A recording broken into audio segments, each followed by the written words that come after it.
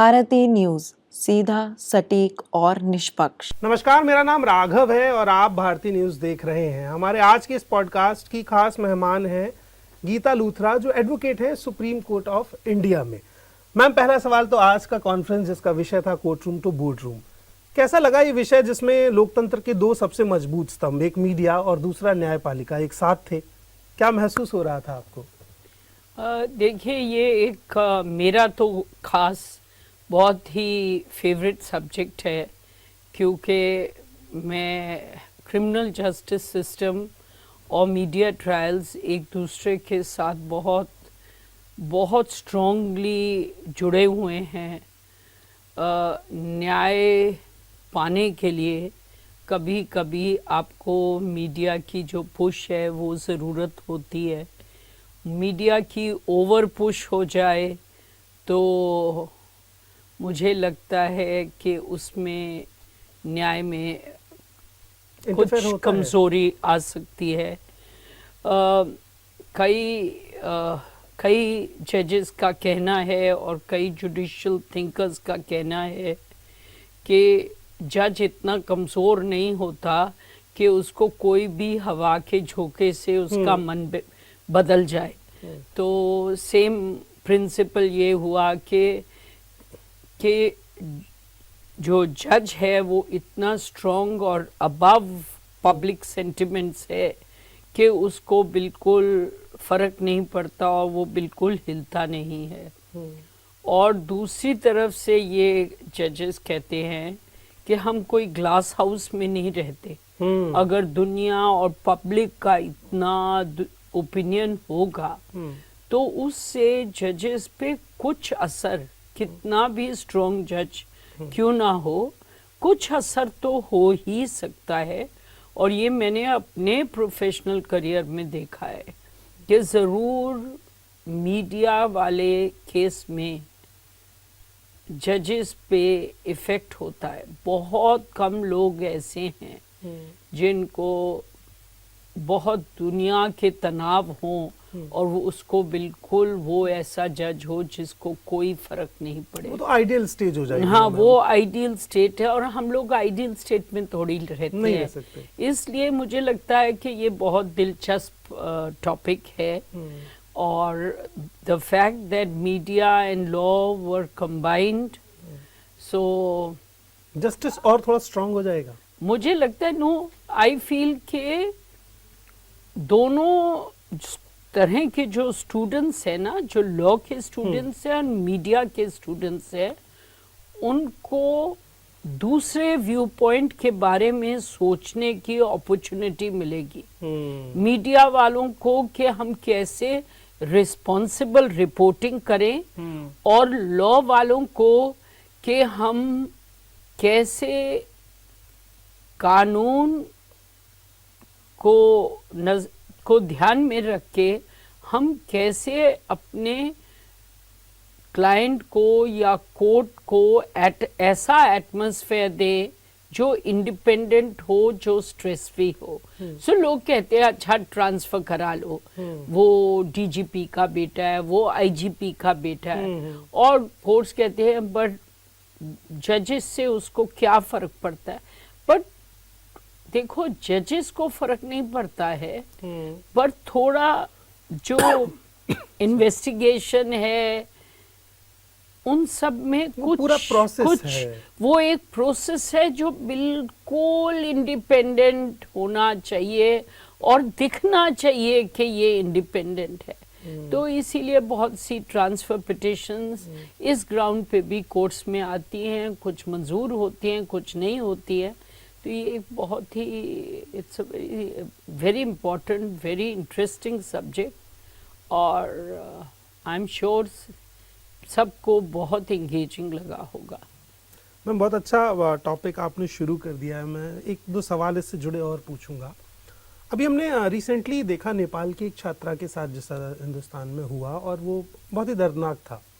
वो विषय 8-9 दिन तक जब तक मीडिया में नहीं आया, वो उतनी मजबूती से जुडिशरी में, पुलिस स्टेशन में, थानों में नहीं पहुंच पाया। मीडिया ट्रायल का आरोप लगता है, लेकिन एक पक्ष ये भी तो है कि मीडिया उन तमाम दबे हुए मुद्दों को जो कोर्ट के भीतर तो पहुंच गए हैं मगर इतने कमजोर लोगों के हैं कि कानून की पहुंच भी उन तक नहीं बन पा रही, तो मीडिया उनको अपलिफ्ट करके एक सोशल वॉइस, एक नेशनल वॉइस में जब कन्वर्ट करता है तो न्याय मिलना थोड़ा आसान होता है। देखिए, मुझे ऐसे लगता है जैसे प्रियदर्शनी मट्टू का केस था, और अगर जिस आदमी ने उस केस को ध्यान से पढ़ा हो, सो ऑब्वियसली वो जो बॉय था वो बहुत ही इन्फ्लुएंशियल फैमिली का था। I don't remember exactly, but he was very strong, very influential family. और वो लड़की बार बार कंप्लेन कर रही थी कि मुझे हैरेसमेंट हो रही है, बाइक में मेरे पीछे आता है, इसमें आता है। तो सब लोग उसको नज़रअंदाज कर रहे थे। और ये मैं बहुत देखती हूँ कि भाई तुम किसी की मौत की थोड़ी वेट करोगे जब तक कि तुम उसको प्रोटेक्ट करोगे। तो एटलीस्ट मौत के बाद मीडिया ने उसको अब उसके नेचुरल कंक्लूजन पे लाने का हेल्प किया। बट द फैक्ट इज कि हम लोगों को ज्यादा सेंसिटिव हो जाना चाहिए, because there will be so many girls who need protection. Exactly. So many families that need protection. और कुछ जाता ही नहीं है। तुम कह रही हो कि मुझे ये so and so हैरिस कर रहा है, फॉलो कर रहा है। Police has to just ensure that the person should not come near that person. Now, this is not a big ask. You don't have to wait for a media to wait once something drastic happens to that person. तो मैं ये कह रही हूँ कि media का role बहुत अहम है, पर हम लोगों को as a society we have to become more sensitive as a police, and I feel that the police has to come up to level. The police has to become sensitive. I am crossing the road in England. The policeman asks me, "You are crossing the road with the elderly relative. Can I help you?" Yeah, exactly. Why don't I get that question here? यहाँ तो fear है police से, communication gap है. और इतना fear है कि people whose families may know the police, but people are scared. Young children say, "Oh, you know, they see the police, see, okay, so many a police will have a weapon, so children will be scared." But they should feel that when it's a matter, say, of traffic police or some other police, that this is a kind man or kind woman who is going to be my protector, not somebody I have to be scared of. So one of the things जो recommend हुई हैं is आप दोनों duties को separate करो, investigation को separate करो, law and order को सेपरेट करो. Have more literate police. Your constables, your sub inspectors, your head constables are the major police, not your not your ACPs and DCPs who are elected in the IPS. So we need them to be sensitive. Every day you are interacting with them. You need their, and they are good people. I mean, there are many good people. One of my cousins just talked about a matter of his where there was a theft. He said the police have just, Delhi police have just solved it in 24 hours. So, and caught the accused and restored his material. The theft was worth several lakhs. So there are going to be good people who will do good work. इसमें एक और बड़ी अच्छी चीज़ है ma'am, जैसे we are always talking about the media literacy, but sometimes I feel अगर थोड़ा सा judicial literacy पर फोकस किया जाए. As a person, I'm not rich, but I know मेरे rights क्या हैं.